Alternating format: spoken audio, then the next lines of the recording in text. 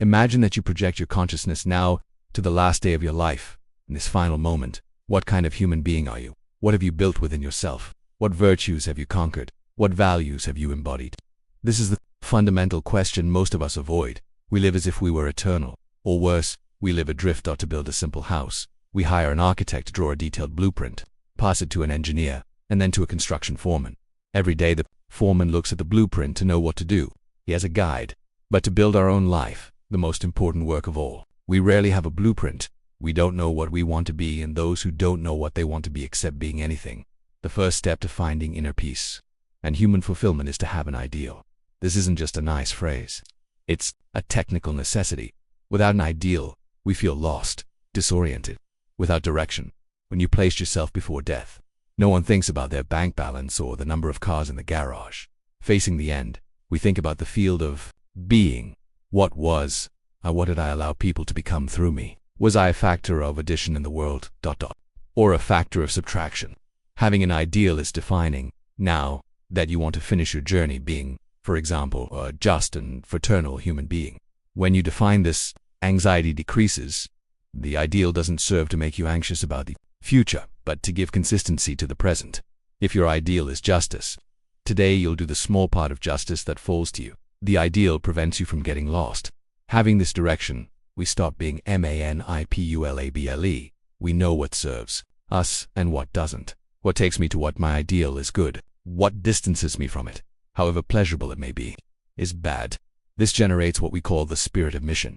Imagine someone who has the mission to build a table. He goes to the market and knows exactly what wood to buy, what nails to choose, what varnish to use. He doesn't waste time looking at useless things. He has focus because he knows what he's building. Someone who doesn't want to build anything goes around buying the most bizarre things in the world, spending vital energy uselessly. An ideal gives you this filter. It aligns your energy so you don't live adrift. To keep this ideal alive, we need to daily practice inner life. Plato called this the divine leisures. It's a sacred moment every day to dialogue with your soul. You stop and ask, was what I did today coherent with my ideal? If it wasn't, why did I betray myself? What was so seductive out there that made me leave my path? When you identify what diverted you, you create resistance. You mark that mistake to not repeat it. When we walk toward our ideal, we are ourselves. We have identity. When we walk in another direction, we're outside ourselves. Inner life is the habit of coming back home. The next pillar is to cultivate discipline. Many people see discipline as a prison, but it's the only real freedom. Disorganization and chaos slow us down. Imagine you have a great job opportunity, but you need to present your documents in an hour. If you live in chaos, you don't know where they are. You lose a chance, not from lack of ability, but from lack of order. External mess blocks the path. Discipline allows us to organize life so opportunities aren't wasted. Moreover, discipline allows us to accumulate small victories. It's terrible to look back and see only a sequence of failures and unfinished projects. This corrodes self-confidence. We need to feel we're advancing. Small daily advances develop security and a healthy pride in someone who's overcoming their own limitations to sustain this discipline. We need to exercise concentration. The psychiatrist Carl Jung used a powerful expression, body and mind together. Where is your body now? Is your mind there too? Or is the body here and the mind in the future, in the past, or in a fantasy? Life only happens in the present. The experiences necessary for your growth are here and now. If you live fleeing the present, you'll learn nothing. Concentration can be trained. There's a simple exercise called Tratsic. You draw a circle on paper with a black dot in the center. You sit and stare fixedly at that dot. The goal is to concentrate so much on the dot that for a few seconds you stop seeing the circle around it. It seems silly, but it's a mental muscle if you practice this. When you read a book or talk to someone, you'll be fully there. You become master of your mind, instead a slave to dispersion. This concentration is vital because the trigger for emotional instability is almost always a thought. We lose concentration and let in an intrusive thought, a bad memory, an old offense, a future worry. That thought impacts the emotional and generates sadness, anger, or fear. Once emotion settles in, it's difficult to reverse. But if you have sharp concentration, you perceive the intrusive thought arising and cut it before it becomes motion. You control the entry door. Being in the present with enthusiasm is the antidote to anxiety. Anxiety is an unhealthy thread that connects us to an imaginary future. It's a total absence of self. When you practice being body and mind together, anxiety finds no space to grow. You live today as if it were the only day, with the freshness of the first day and the importance of the last.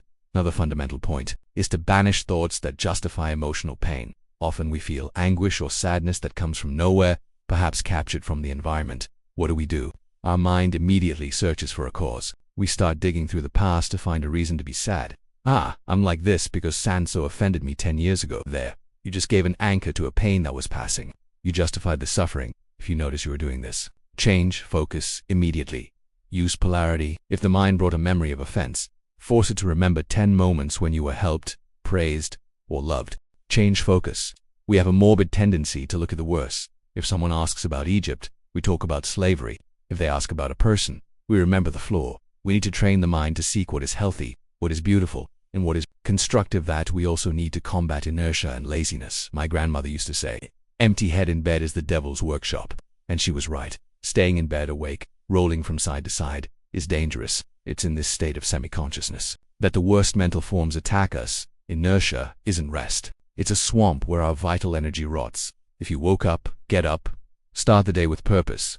Don't let inertia dictate the tone of your morning. And finally, in this stage of self-construction, we need to fight against morbidity and criticism. There's a vice in us to look for the negative aspect of everything. Why is the positive aspect considered inferior or naive? Seeing the good is an act of intelligence. Constant criticism, especially when we don't have the responsibility to educate the person, is just a way of putting a finger in someone else's wound. Often the person already knows their flaw and is fighting against it. Our criticism only increases the pain and doesn't help at all. And criticizing behind someone's back is even worse. It's cowardice that creates stereotypes and prevents the other from changing. We need to break the habit of being the world's judge and start being the architect of ourselves. The way we begin and end the day defines the quality of our consciousness. There's a magic of beginnings. The moment we awaken and the moment we fall asleep are portals. If you wake up and immediately connect with bad news, noise, or worries, you establish a heavy vibration that tends to carry for hours. It's like a radio that picks up a station and keeps playing that background music all day. Therefore, it's fundamental to select good music and good texts when waking and sleeping in the morning. Choose music that elevates your consciousness, that reminds you who you are and where you're going. Have a wisdom book on your bedside table. Read a paragraph, a prayer, a poem. It takes less than a minute but positions your mind on an elevated level, and do the same at night. Often we wake up tired because we take the day's tumult into sleep. If we enter sleep with serenity, rest will be restorative. This brings us to another crucial point. Keep the body and environments organized and clean. There's a direct connection between physical dirt and mental dirt, even if you don't consciously perceive it. Living in a dirty or slovenly environment sends a command to your subconscious. I accept living with dirt.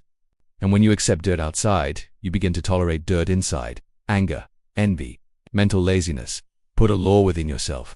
Don't admit living with degradation. The feeling of lightness from a clean body and an ordered house facilitates concentration and elevates feelings. We also need to talk about mental diet. Would you have the courage to eat rotten or poisonous food? Probably not, because you know your body would get sick. But curiously, we don't have the same care with our mind. We consume cultural garbage without filter. We watch violent films, read sensationalist news, spend hours scrolling screens with futile content. Don't let yourself be contaminated by negative mental forms. That violent image you saw in a film can stay engraved in your memory for decades, polluting your imagination. If you want inner peace, you need to select what enters through your eyes and ears with the same rigor you select what enters through your mouth. If there's nothing good to see, prefer silence or a good conversation. Protect your mind from intoxication. The body also needs attention. Contact with nature, taking in sun and doing some physical exercise aren't just medical recommendations. They're philosophical necessities. A walk outdoors reconnects us with life's rhythm. Observe the harmony of a garden, the sound of birds, sunlight. Nature is never an existential crisis. It flows. When we align with it, our anxiety decreases. The body was made for movement. Keeping it active is a form of respect for the tool life lent us to refine our perception. There's an excellent exercise. Pay attention to instrumental music. Our attention tends to be very superficial. We give things a quick glance and think we've understood everything, but life is made of subtle details. When listening to complex instrumental music, try to identify when an oboe enters, when a violin exits, when the rhythm changes. Train your ear to capture nuances. Whoever is superficial outside will be superficial inside. Whoever doesn't see the world's details won't be able to see their own soul's details. Another energy drain we need to stop is lending ears to chronic complainers. We're not talking about the friend who needs a shoulder in a difficult moment. We're talking about someone who made complaining a lifestyle. The person who constantly victimizes themselves, who only talks about illnesses and injustices. If you listen to this passively, You feed their vice and pollute your mind. Don't be complicit in this negativity. Cut the cycle. If the person is you, stop now. We change the discourse. Talk about solutions, not problems. To tie all this together, there's a practice of spiritual recall. Remember 3 times a day who we are and where we want to go. Routine has a centrifugal force. It throws us outside ourselves. We forget our ideal and become automatons fulfilling tasks. Program yourself in the morning at coffee. Who am I? I'm someone who seeks justice. This coffee will give me energy to be just today. At lunch, what am I doing? Is this aligned with my ideal? At night, did I maintain course? Relate what you're doing now to your ideal. The way you dress, how you eat, how you speak to the doorman. Everything must have coherence if you want to be a fraternal person. You can't dress in a way that humiliates others, nor eat in a way that destroys your health. If at some moment you realize your action has no connection with your ideal, stop. You took a detour. Return to the main road, and on that road, avoid isolating yourself. But don't fear necessary solitude. Human beings need fellowship. We need to overcome social laziness, sit with different people, hear new stories, expand our empathy, but we also need to know how to be alone.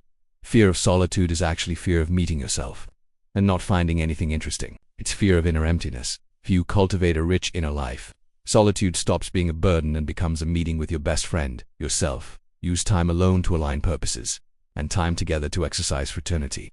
One of the greatest enemies of inner peace is circular thinking. When you have a problem, make a decision, but continue chewing on it infinitely. That's a trap. When a problem arises, stop and concentrate on it. Research, ask for advice, analyze all angles, then make the decision. And once a decision is made, don't think about it anymore.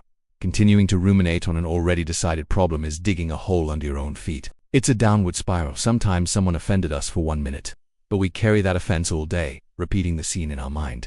The person hurt us once. We hurt ourselves 1,000 times. Use imagination in your favor. Visualize that. You're pulling that vicious thought from your mind, crumpling it like paper, and throwing it away. Put a positive image in its place. Don't let your mind spin in neutral. This brings us to a fundamental step toward lightness. Close accounts with the past. We need to zero out life's accounting. Look at your old sufferings and do the calculation. How much I suffered versus how much I grew. If you realize the suffering made you a stronger, wiser, or deeper person, then the account is paid. What you gained compensates for what you lost. Close the transaction. Say to yourself, life owes me nothing and I owe nothing to it. Don't drag emotional debts. If someone hurt you, let life and the laws of cause and effect take care of it. You move forward lightly. Don't carry emotional corpses. The new year, or the beginning of each day, should be a real rebirth, without the weight of what has already died. Always remember, our time is limited. We live as if we had 1,000 years ahead, wasting entire days, with grudges, fights, and negativity. But we don't have 1,000 years. We have 80, 90, maybe less. A day is a precious unit of life. Wasting a day with bitterness is a luxury we can't afford, because a bad day tends to contaminate the next. Whoever has lived long enough knows, life passes at a frightening speed. Value the now to fill this time with quality. Cultivate the habit of remembering what you love and distributing that love. Create effective bonds with the world. Don't pass through life as a stranger. Create affection for the path you take every day. For the tree on the corner. For the people who cross your path. When you say good morning, don't do it mechanically. Project a real feeling of benevolence. May this person be well. Create invisible connections of affection. When we do this, our heart expands. The world stops being a hostile place and becomes a familiar environment. Love isn't something to be it's something that grows the more it's spent. An environment of lovingness is the fertile soil, where human consciousness flourishes. And we close with a sublime thought from philosopher Nilakanta Sri Rami said, "You must lose your heart every day and then set out in search of it. Thus you will discover that your heart is the heart of all things." The idea is poetic and profound. Throughout the day, go leaving pieces of your heart in everything you do and everyone you meet. Stamp the world with your best intention. At the end, when you go looking for your heart, you'll realize it's no longer trapped in your chest, isolated and selfish. It's in everything. It has become the heart of the world. This is life's great mystery. To recover unity, to leave the isolation of pain and reintegrate into the whole. When we live like this, with ideal discipline, cleanliness, and love, inner peace isn't something we seek. It's something we become.